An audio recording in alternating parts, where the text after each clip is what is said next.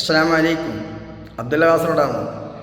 സഹോദരന്മാരെ, ഞാനിപ്പോൾ ഈ ഉണ്ടാക്കുന്ന വീഡിയോ ഉണ്ടല്ലോ, എൻ്റെ കാണുന്ന പ്രേക്ഷകരായ മുസ്ലിം സഹോദരന്മാർ, അതായത് ഒരു മുസ്ലിം സമുദായത്തിൽ അത് നമ്മൾ ഈമാനിനും ഇസ്ലാമിനും അള്ളാഹുവിനും റസൂലിനും അതുപോലെ തന്നെ ഇസ്ലാമിൽ നിന്ന് പുറത്തായി പോകുന്നതും സിർക്കിലേക്ക് നമ്മൾ എത്തിപ്പെടുന്നതും നമ്മുടെ സമുദായം വിശ്വാസപരമായി മാറി മാറി അവസാനം സിർക്കിലേക്ക് എത്തിപ്പോകുന്നതും ഒരുപാട് വേണ്ടതും വേണ്ടാത്തതൊക്കെ ഒരുപാട് കാര്യങ്ങളുണ്ട്. ഞാൻ ഇതിനു മുമ്പും ഇതുപോലെ തന്നെ ഞാൻ ഈ കറാമത്തുമായിട്ട് ഔലിയാക്കന്മാരെ പറ്റിയൊക്കെ ഞാൻ വീഡിയോ ഇട്ടിട്ടുണ്ട്. അപ്പോഴൊക്കെ ഒരുപാട് എന്നെ വിമർശിക്കുന്ന ആളുകളുണ്ട്.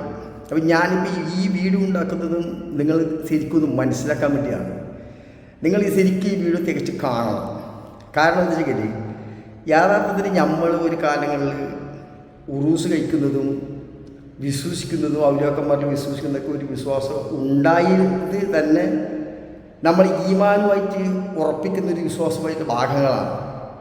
അതായത് ഉറൂസ് കഴിക്കുമ്പോൾ നമ്മൾ വയറ് പരമ്പര വെക്കും. അതിൽ നമ്മുടെ സമുദായത്തിന് ഒരുപാട് ദീനിയായ കാര്യങ്ങൾ മനസ്സിലാക്കാൻ പറ്റും. പിന്നെ അതുപോലെ തന്നെ ഔലിയാക്കന്മാർ എങ്ങനെയാണ് ഉണ്ടാകുന്നത്, എങ്ങനെയാണ് ഈ കറാമത്തിലുണ്ടാകുന്നത്, ആരാണ് നമ്മൾ ഒരു കാലത്ത് വിശ്വസിച്ചിരുന്നത് എന്നൊക്കെ നമുക്കൊരു അടിത്തറുണ്ടായിരുന്നു. ഇന്നിപ്പോൾ അതല്ല. ഇന്നിപ്പോൾ ഈ കറാമത്തിനെ പ്രത്യേകിച്ച് എതിർക്കുന്നതും ഈ ഔലിയാക്കന്മാർ എതിർക്കുന്നതും ഖബർ സിയാറത്തിനെ എതിർക്കുന്നതും ജാറം കെട്ടി പൊക്കുന്നതിനെ എതിർക്കുന്നതൊക്കെ പറയുന്നതിൻ്റെ കാരണം യഥാർത്ഥത്തിൽ ഇന്നിപ്പോൾ മുൻകാലങ്ങളുണ്ടായ വിശ്വാസത്തിനനുസരിച്ചല്ല ഇപ്പോൾ ഈ ഇന്നത്തെ വിശ്വാസം നമ്മൾക്ക് പോകുന്നതെന്ന് നമ്മൾ മനസ്സിലാക്കണം. ഞാൻ ആദ്യം ഒരു വീഡിയോ കാണും. അത് കണ്ടതിന് ശേഷം നമുക്ക് എന്ത് ചെയ്യുക, പിന്നെ സംസാരിക്കാം.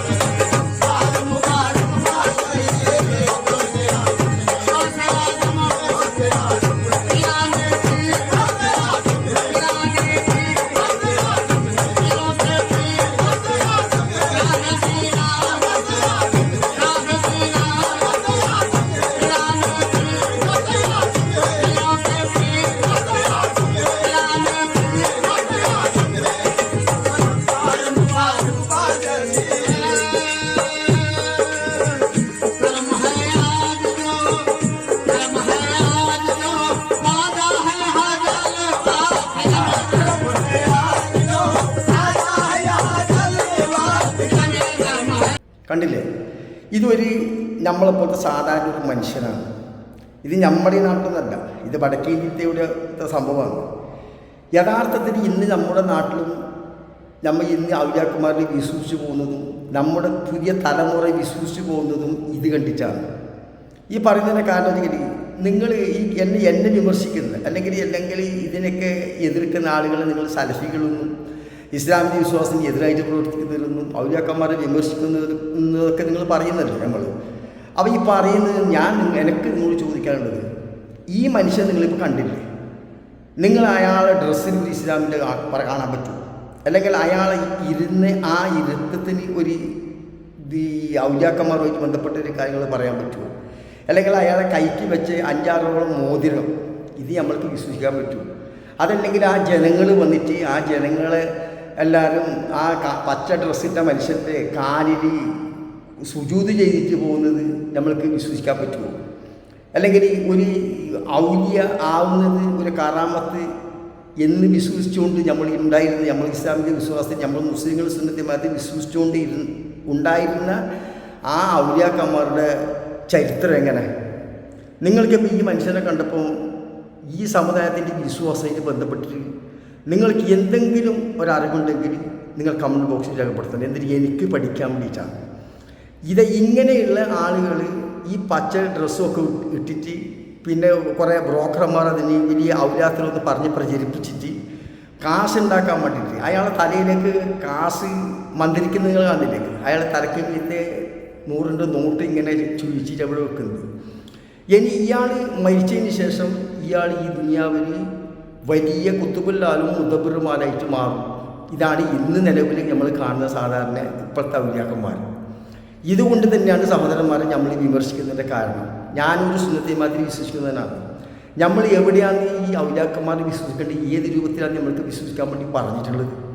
ഇവരെ പിന്തുടർന്നാൽ എൻ്റെ വരും തലമുറ എന്തായിത്തീരും നിങ്ങളൊന്ന് ചിന്തിച്ചു നോക്കണം. ഇപ്പോൾ നിങ്ങൾക്ക് ഞാനൊരു മനസ്സിലാക്കാൻ വേണ്ടി പറയുന്നത്, ഇത് ഇങ്ങനെ ആയാലെന്തോ ഇപ്പോൾ അടുത്ത കാലത്ത് ഒരു കൊല്ലം ആയി തോന്നുന്നു എനിക്ക്. ഇപ്പോൾ നിങ്ങൾക്ക് ചിലപ്പോൾ യൂട്യൂബിൽ അടിച്ചു നോക്കിയാൽ കാണാൻ പറ്റും.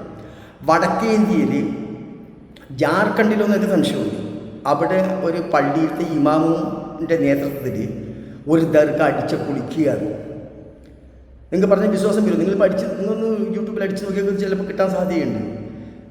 ഈ ഉസ്താദിൻ്റെ നേതൃത്വത്തിൽ ഒരു ജാറം അടിച്ചു പൊളിക്കുന്നു. അയാളോട് ചോദിക്കുമ്പോൾ അയാൾ പറഞ്ഞു തരുന്നു, അസറ നമസ്കാരത്തിന് ബാങ്ക് കൊടുത്ത സമയത്ത് പള്ളിൻ്റെ അകത്തുള്ളത് ആകെ ഞാനും 4 പേര് നിസ്കരിക്കാൻ.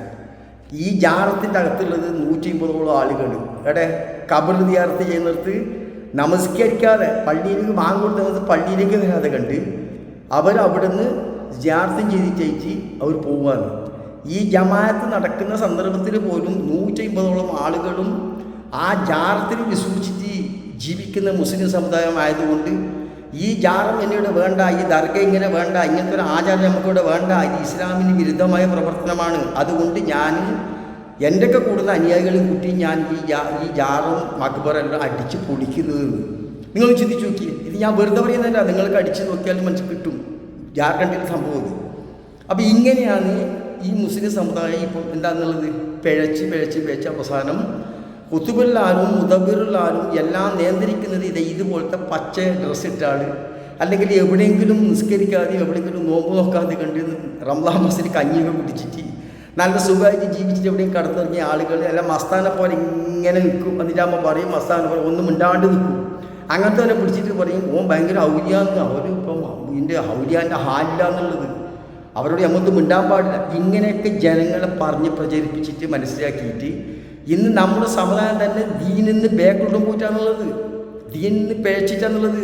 അള്ളാഹു താല എല്ലാ ഇപ്പം വിശ്വാസം ഒക്കെ ഉള്ളത് ആരെല്ലാം ഇപ്പം ദർഗയിലാണ്. ഇതുകൊണ്ടാണ് പറയുന്നത് നമ്മൾ ഈ സമുദായം എന്തായിത്തീരും. നിങ്ങളൊന്ന് ചിന്തിച്ച് നോക്ക്. കേൾക്കുന്ന എൻ്റെ സഹോദരന്മാരോട് മുസ്ലിമാണെങ്കിൽ നിങ്ങൾ ഹൃദയത്തിലേക്ക് ഒന്ന് കൈ വെച്ച് ചിന്തിച്ച് നോക്ക്. ഇത് നമ്മുടെ വിശ്വാസമായിട്ട് ബന്ധപ്പെട്ടിട്ട് എന്താണ് ഇതിൽ ബന്ധമുള്ളത്? നമ്മൾ കറാമത്തിന് ഞാൻ മുന്നേ പറഞ്ഞ പോലെ സാധാരണ നമ്മൾ ഔലിയാക്കന്മാരെ വിശ്വസിക്കുന്നത് അവരൊക്കെ ഹയാത്തിൽ പല കറാമത്തുകളും അവരെ കാണുന്ന ആളുകളുണ്ട്. നമ്മളൊക്കെ അനുഭവത്തിൽ എത്രയോ ഉണ്ട് അങ്ങനത്തെ ആളുകൾ, ഇല്ല എന്നല്ല പറയുന്നത്. പക്ഷേ ഇതാണ് ഇന്നത്തെ നിലപാട്. പണ്ടത്തെ ഔലിയാക്കന്മാർ നമുക്ക് ചില സമയത്ത് ഒരുപാട് കാലങ്ങൾ ഇങ്ങനെ ജീവിച്ചു പോയി അവസാന ഘട്ടത്തിലാണ് നമുക്ക് ചിലപ്പോൾ അറിയുന്ന ഒരു വലിയൊരു മഹാനായിരുന്നു അയാളെന്ന് മനസ്സിലാക്കേണ്ടത്. ഇന്നതല്ല, ഇന്ന് ഒരാളിങ്ങനെ പച്ച തട്ടുവിട്ടിട്ട് ആരെങ്കിലും ഇങ്ങനെ കൈമുത്താനും കാല് പിടിക്കാനും കാല് തൊടാനൊക്കെ കൊടുത്താൽ അതിങ്ങനെ ഔലിയായിട്ട് പോകുന്ന അവസാനം ഇതിങ്ങനെ ഔലിയായിട്ട് അയാൾ മരിച്ചതിന് ശേഷം പിന്നെ ഭയങ്കര കറാമത്തും ഉറൂസും ഒക്കെ ആയിട്ട് അവിടെ ഇങ്ങനെ മുസ്ലിം സമുദായം പോലും അതിലൊരു ആഘോഷമാക്കിയിട്ട് മാറ്റിയിട്ട് പോകുന്ന സാഹചര്യമാണ് ഇന്ന് നിലവിലുള്ളത്. ഇതുകൊണ്ടാണ് സഹോദരന്മാരെ നമ്മളൊക്കെ എതിർക്കുന്നത്. അല്ലാണ്ട് ഔലിയാവിൽ നമ്മൾ വിശ്വസിക്കാത്ത ആളൊന്നല്ല, കറാമത്തിന് വിശ്വസിക്കാത്ത ആളല്ല. അള്ളാൻ്റെ ഔലിയാക്കന്മാരിലും കറാമത്തിലൊക്കെ വിശ്വസിക്കേണ്ടത് നിർബന്ധം തന്നെയാണ്. അത് മുസ്ലിം സമുദായത്തിൻ്റെ ഒരു വിശ്വാസത്തിൻ്റെ ഭാഗം തന്നെയാണ്. പക്ഷേ അത് എന്താണ് ഇപ്പോൾ സംഭവിച്ചിട്ടുള്ളത്? നമ്മളതിനെ വെറും ഒരു ബിസിനസ് പോലെയും അല്ലെങ്കിൽ ഇങ്ങനെ ജീവിക്കാനുള്ള ഒരു മാർഗമാക്കിയിട്ടും അല്ലെങ്കിൽ അള്ളാഹു താലാൻ്റെ വിശ്വാസം ഉള്ളിൽ നിന്ന് വ്യതിചലിച്ചിട്ട് ഇവനാണെല്ലാം നമ്മളെ സഹായിക്കുന്നത് എന്ന് മുസ്ലിം സമുദായം വിശ്വസിച്ചു പോകുന്ന സാഹചര്യം ഉണ്ടാക്കിയിട്ട് മാറ്റിയിട്ടാണ് ഇപ്പോൾ ഉള്ളത്. ഇതുകൊണ്ടാണ് സഹോദരൻ എതിർക്കുന്നത്. അപ്പോൾ എനിക്കെൻ്റെ കാണുന്ന സഹോദരന്മാരോട് എനിക്ക് പറയാനുള്ളത്, ഞാൻ ഈ പറഞ്ഞിട്ട് തെറ്റിലെടുക്കുന്നു എന്നെ ഈ കമൻറ്റ് ബോക്സിൽ നിന്ന് രേഖപ്പെടുത്തിയിട്ട് പറഞ്ഞു. നിങ്ങൾ തെറി പറയരുത്. കാരണം മുസ്ലിം സമുദായം അങ്ങനെ പേച്ചിട്ടാന്നുള്ളത് ഇന്ന്. അതുകൊണ്ട് ഇതിന് പണ്ഡിത നേതൃത്വങ്ങൾ പ്രത്യേകിച്ചിട്ട് ഇങ്ങനെ മുസ്ലിം സമുദായത്തിലെ അനാചാരങ്ങൾ ഉണ്ടായിപ്പോന്നു, അല്ല അന്ധവിശ്വാസം ഉണ്ടായിപ്പോന്നു, അല്ല ഇതുപോലുള്ള ഔലിയാക്കന്മാരെ പോലെ അഭിനയിച്ചിട്ട് പൈസ ഉണ്ടാക്കുന്നതൊക്കെ കാണുമ്പം പണ്ഡിത നേതൃത്വം ശരിക്കും എതിർക്കുക എന്ന് വേണ്ടത്. അല്ലാതെ കണ്ട് ഉറൂസ് മാത്രമാണ് നമ്മൾ ഇസ്ലാമിൻ്റെ വിശ്വാസം എന്ന് പറയുന്നിടത്തേക്ക് എത്തിപ്പോയാൽ അതിൽ ഭാവി തലമുറയിൽ എന്താ ആണെന്ന് ഇപ്പം നിങ്ങളൊന്നും ചിന്തിച്ച് നോക്കിയാൽ. കാരണം എല്ലാം ഇങ്ങനെ അയച്ചു മാറുമല്ലോ. എന്നിപ്പോൾ ഇപ്പം ജനിച്ചിട്ട് വളർന്നു വരുന്ന കുട്ടികളൊക്കെ എന്നെ കണ്ട് പരിചയമായിട്ടാവും. പിന്നെന്താണ് അവർ മനസ്സിലാക്കല്? മറ്റുള്ളവർ വിഗ്രഹ ആരാധന പോലെ തന്നെയായി. നിസ്കരിക്കണമെന്നില്ല, വെറും ഇങ്ങനെ കബറിലെടുത്ത് പോയാൽ മതി, എന്നിട്ട് ഞങ്ങളെ സഹായിക്കണമെന്ന് പറഞ്ഞാൽ മതി എന്ന് ചിന്തിക്കുന്നിടത്തേക്ക് ഈ സമുദായം എത്തിപ്പോലും സഹോദരന്മാരെ. അതുകൊണ്ടാണ് എതിർക്കുന്ന എല്ലാവരും പറയുന്നവനൊക്കെ സലഫികളൊന്നും വഹാബിയൊന്നും അല്ലെങ്കിൽ മറ്റേതെങ്കിലൊന്നും അല്ലെങ്കിൽ ഇസ്ലാമിന് പുറത്ത് നിൽക്കുന്ന പറയുന്നതിന് അർത്ഥമൊന്നുമില്ല. ഇതിൽ എൻ്റെ മനസ്സിൽ ഞാൻ കാണുന്ന എൻ്റെ ഒരു വിഷമമാണ് ഞാൻ അറിയിക്കുന്നത്. നിങ്ങളിപ്പോൾ കണ്ടില്ലേ. ഏത് നിങ്ങൾ വിലയിരുത്തുക ഈ പറയുന്ന ഈ രൂപത്തിലുള്ള ഔലിയാക്കന്മാരാവേണ്ടത്, അല്ലെങ്കിൽ അള്ളാഹു തആലയെ ഭയപ്പെട്ടുകൊണ്ട് ജീവിച്ചിട്ട് ഈ ലോകത്തിനെ ഒന്നും ആഗ്രഹിക്കാതെ മരിച്ചിട്ട് പോയ ഔലിയാക്കന്മാർ നമ്മൾ മുൻകാലങ്ങളിൽ പറഞ്ഞ ചില ആളുകളുണ്ട്. അവരെ പോലത്തെ ആളുകളെയാണോ നമ്മൾ ഔലിയാക്കന്മാരെന്ന് വിശ്വസിക്കേണ്ടതെന്ന് നിങ്ങൾ കമന്റ് ബോക്സിൽ രേഖപ്പെടുത്തണം. ഈ പറഞ്ഞത് തെറ്റുണ്ടെങ്കിൽ ക്ഷമിക്കണം.